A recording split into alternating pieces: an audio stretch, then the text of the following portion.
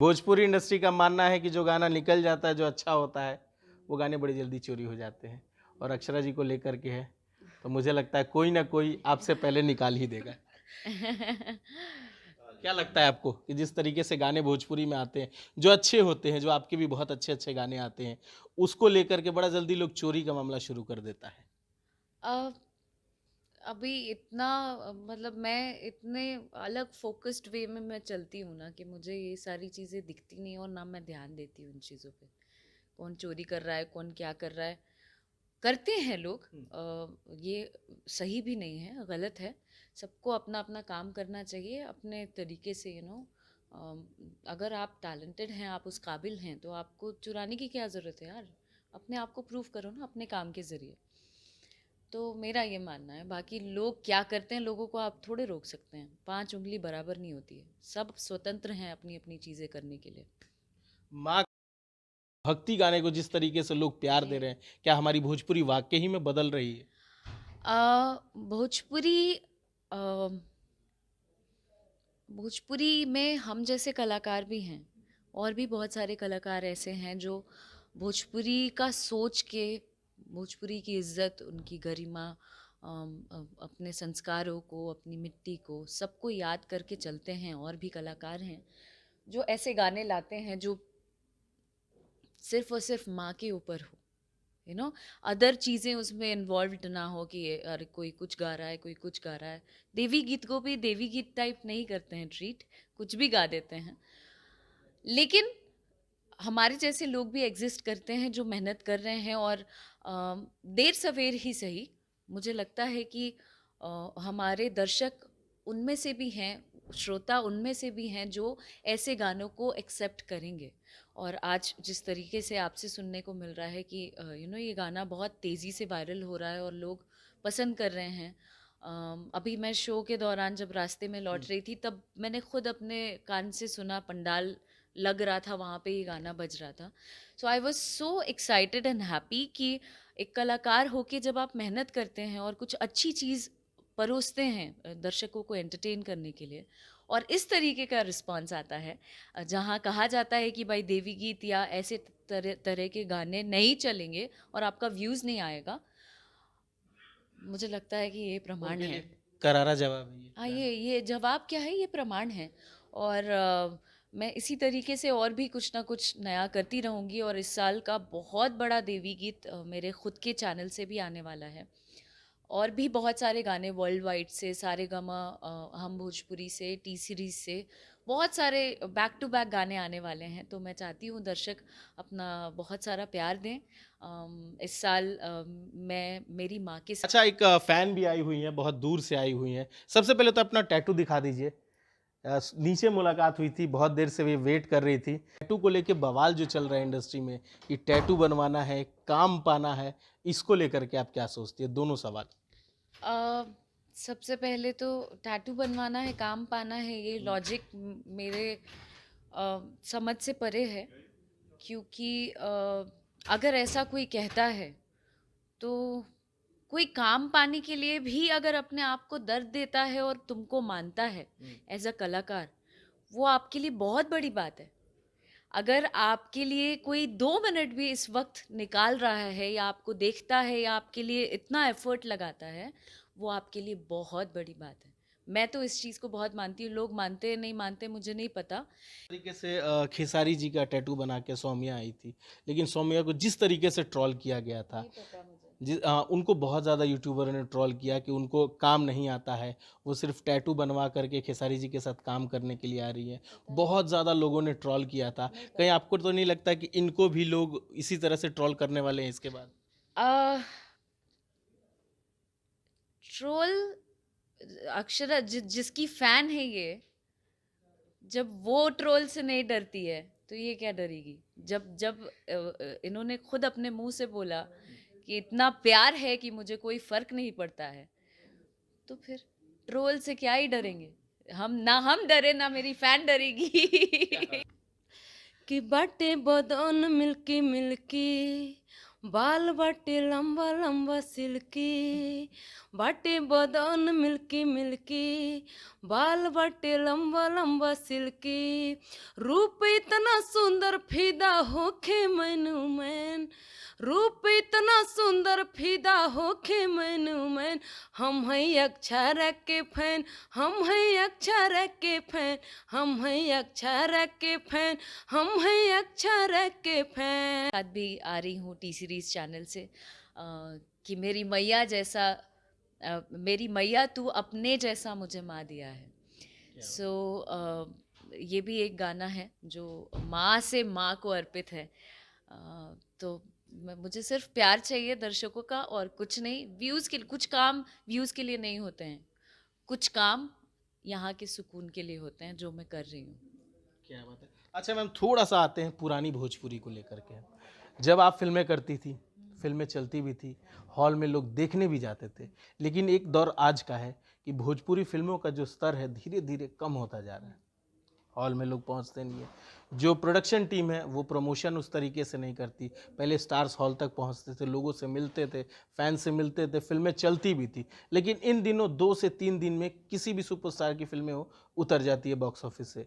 चाहे वो दिनेश जी हो, चाहे कोई भी हो, सबकी फिल्में चढ़ती ज़रूर हैं लेकिन 1 से 2 दिन में उतर जाती है। तो आपको क्या लगता है किस तरीके से हम अपनी भोजपुरी की जो फिल्में हैं उसको उठा सकते हैं, एक बार फिर से अपनी भोजपुरी फिल्मों का वो दौर पुराना वाला ला सकते हैं? इसमें सभी कलाकारों को एकत्रित होकर इस बारे में विचार करना चाहिए। सरकार को भी इस पर ध्यान देना चाहिए। हमारे पास अच्छे सिनेमा हॉल्स नहीं हैं जहाँ पर दर्शक जाके हमारी फिल्मों को देख सकें। बहुत सारे हॉल्स बंद भी हो गए हैं और ऐसा नहीं है कि सभी फिल्में ख़राब होती हैं। बहुत अच्छे अच्छे लोग हैं जो बहुत एफ़र्ट लगा के अच्छी फिल्में बना रहे हैं। बट ये जो है थोड़ा डिजिटल मार्केटिंग की वजह से भी, डिजिटल मार्केट जब से आया है तब से भी थोड़ा सा डाउनफॉल आया है। बट चीज़ें सुधरेंगी, आई होप सो कि अब कब तक की उम्मीद की जाए? मेहनत जारी है। देखिए, दर्शकों से अपील है कि आप अच्छी फिल्मों को सराहें, अच्छी फिल्मों को प्रमोट करें, देखें और अपने जो भी स्टार्स हैं सबको पसंद करते हैं आप, जिनकी भी फिल्में आपको बहुत पसंद है जाकर देखें सिनेमा घरों में, ताकि हमारी भोजपुरी फिल्में भी जीवित रहें। एक दो कड़वे सवाल है जो मैं आपसे करना चाहूँगा, आपकी मर्जी हो, अगर आप बोलना चाहें तो ठीक है, नहीं तो आप उसको नो कर दीजिएगा। क्योंकि जिस तरीके से आपको लगातार यूट्यूबर्स ट्रोल करते हैं या जिस तरीके से इंडस्ट्री के लोग जो आपको पसंद नहीं करते वो ट्रोल करते हैं और कहते हैं कि अक्षरा जी को रोना भी होता है तो वो मेकअप करके आके रोती हैं। ओए अगर ऐसी सोच है तो देखो, अपना अपना नज़रिया है। वो कहते हैं ना, हमारा अपना नज़रिया है। मेरा देखने का अलग है, आपका देखने का अलग है। बहुत से लोग उसको मुझे सांत्वना भी देंगे। बहुत से लोग बोलेंगे अरे बेचारी यार तकलीफ में है। तो जब सीता मैया को नहीं छोड़ा गया तो हम तो बहुत छोटे से कलाकार हैं यार। तो मैं दर्शकों के लिए कोई मतलब जो जैसा भी ट्रोल करता है, मेरे लिए नेगेटिव बोलता है, हालांकि मैंने कभी ऐसी ज़रूरत नहीं पड़ी कि मैं मेकअप लगा के रोऊं। इंसान हूँ, कभी भी भावुक हो सकती हूँ, सबको अधिकार है अपनी लाइफ जीने का। इमोशन पे कंट्रोल थोड़े है किसी का। तो सबका अपना अपना नज़रिया है। मैं इस बारे में क्या ही टिप्पणी करूँ, मैं उनको भी गलत नहीं बोलना चाहती। एक और सवाल बड़ा अभी हाल फिलहाल के दिनों में जिस तरीके से आपकी छवि को खराब बाकी करने की। यूट्यूबर्स जितने हाँ, हैं उनको नमन करती हूँ कि उन्हीं पे आ रहे थे मैं सवाल पे मैम, कि जिस तरीके से आपकी छवि को धूमिल करने की कोशिश की जा रही है या आपके व्यक्तित्व को कुछ भी थंबनेल लगा करके, कुछ भी मुद्दे को लगा करके, आपकी जिस तरह की छवि है बिहार में, जिस तरह आपको दिखाया जाता है बिहार में, कुछ यूट्यूबरों के कारण आपकी छवि खराब होती जा रही है, तो उस पर आप क्या कहिएगा? मेरे इतने सालों की मेहनत, मेरा बेशक बहुत छोटा नाम है, लेकिन इनके बदौलत नहीं है। और इतनी सालों की मेहनत जो है मेरी, ये चंद यूट्यूबर्स नहीं तय कर सकते हैं। और मेरा इमेज या मैं कैसी हूँ, मेरा व्यक्तित्व इनसे नहीं पता चलेगा। जिनको जानना है वो ऑलरेडी जान रहे हैं कि मैं क्या हूँ। तो इनको बोलने दीजिए। ऐसे देखिए, आलोचनाएं जब तक नहीं होंगी, पता कैसे चलेगा कि अक्षरा सिंह भी कोई एक शख्सियत है? तो आलोचनाएं उतनी ही होनी चाहिए। I take it in a very positive way. लोग थक जाएंगे, मैं बता रही हूँ, मेरी सोच इतनी पॉजिटिव है ना, मैं हर चीज़ों को इस तरीके से लेती हूँ कि कितना भी कुछ हो जाए, मैं उसको अपने ऊपर हावी नहीं होने देती। तो वो भौंकते रह जाएंगे, बोलते रह जाएंगे बेचारे, उनको मैं सांत्वना मैं देती हूँ उनको कि यार कुछ तो करो। मैं मैं कुछ तो हूँ कि दिन भर अपना इतना समय मेरे ऊपर ज़ाया करते हैं, मेरा नाम लेके अपना घर चलाते हैं, 2 पैसा कमाते हैं। ईश्वर उसी तरीके से ज़रिया बनाए मुझे, और क्या। क्या बात है। नेहा जी के लिए क्या कहिएगा, क्योंकि इतनी दूर से आई है? नेहा जी के लिए आई एम सो थैंकफुल। मैं चाहती हूँ कि देखो, आपने ये मेरे लिए बनाया है, मैं इसकी बहुत कद्र करती हूँ। आगे से आप इस तरीके का कोई कदम नहीं उठाएंगी। आपके दिल में मेरे लिए प्यार है, वो मेरे लिए बहुत है, ठीक है ना? आप एक कॉल करेंगी, एक मैसेज करेंगी, दीदी मुझे ज़रूरत है, दीदी हमेशा आपके साथ रहेंगी, ठीक है? और अपने मेहनत के दम पे, जैसे आज इन्होंने कहा ना, एक एक बात कह दी, ये मत होने देना, ये मत होने देना। जो इन्होंने कहा कि फेम पाने के लिए टैटू बनवा लिया, ये मत होने देना। खूब मेहनत करना, खूब आगे बढ़ना। जब भी मेरी ज़रूरत पड़ेगी, मैं हमेशा रहूँगी साथ में। Thank you. क्या आगे भी हो सकता है कि कभी इन केस आपके साथ ये किसी गाने में नजर आ जाए? क्यों नहीं? अच्छे टैलेंटेड लोग को क्यों नहीं काम दूंगी? अब मैं तो जितने यहाँ के आम कलाकार भी हैं जो आगे बढ़ना चाहते हैं, मैं सामने से पहल करूंगी, और मैं सबके लिए, मेरा दरवाज़ा खुला है।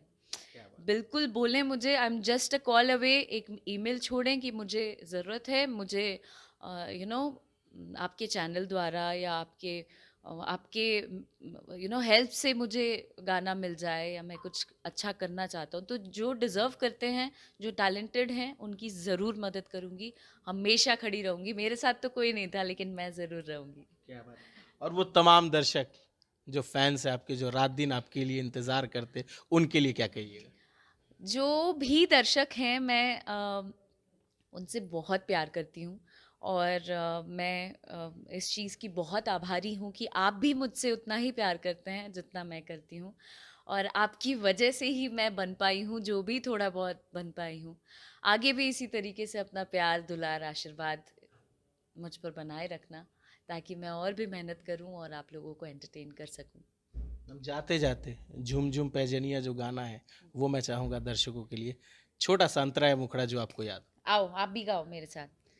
मैया के मुँह चुन मुनिया रे, मैया के मुँह चुन मुनिया रे, छुम छुम बाजे पैजनिया रे, छुम छुम बाजे पैजनिया रे, छोटे छोटे सातों रे बहिनिया रे, छोटे छोटे सातों रे बहिनिया रे, छुम छुम बाजे पैजनिया रे, छुम छुम बाजे पैजनिया रे।